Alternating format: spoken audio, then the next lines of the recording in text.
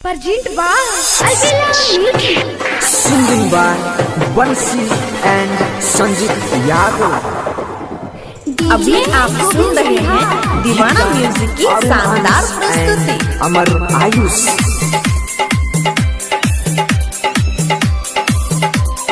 DJ Govind Bihar.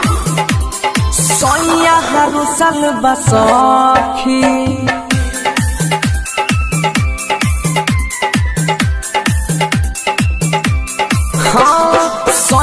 हरुसल बसखी कल हुए के रात से बेनी नए गुम्माहटा मरले है बालात से बेनी नए गो चुम्माहटा मरले है बालात से सोया रुसल बसखी कल हुए के रात से चुम्मा नदी हनी गाल में मरले बालात से चुम्मा नदी हनी गाल में मरले बालात से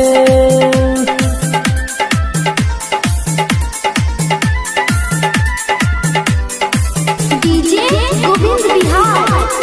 घरबा में घुसते सहिया देहिया की सुघराबे प्यार करे के लूर नहीं खे रात भर जगाबे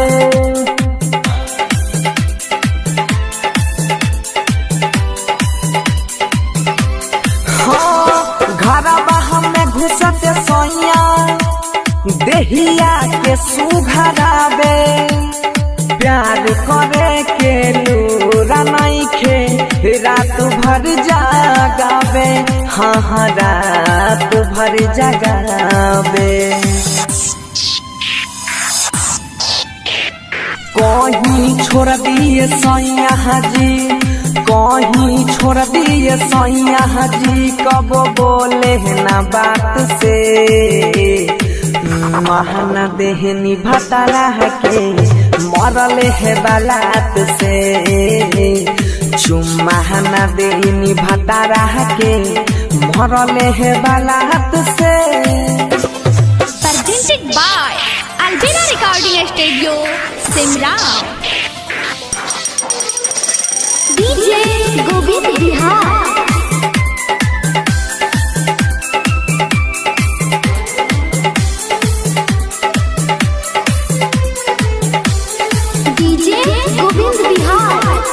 तोहरा से कितना कही पियाबा के कहरी नामा आधी आधी रात में सौखी मारे दहाया बामा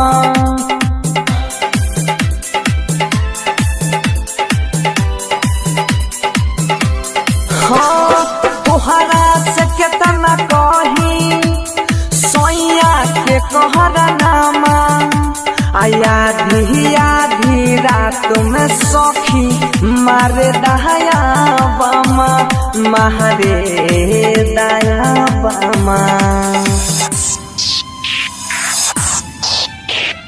कहेनी हम तो कुछ हूँ कहेनी हम तो कुछ हूँ बोले ना बात से चुम्मा नदी हनी गाल में मरले बालात से चुम्मा नदी हनी गाल में मरले बालात से सोया हरुसल बसखी कल हुए के रात से बेनी नए गुम्माहटा मरले है बालात से बेनी नए गो चुम्माहटा मरले है बालात।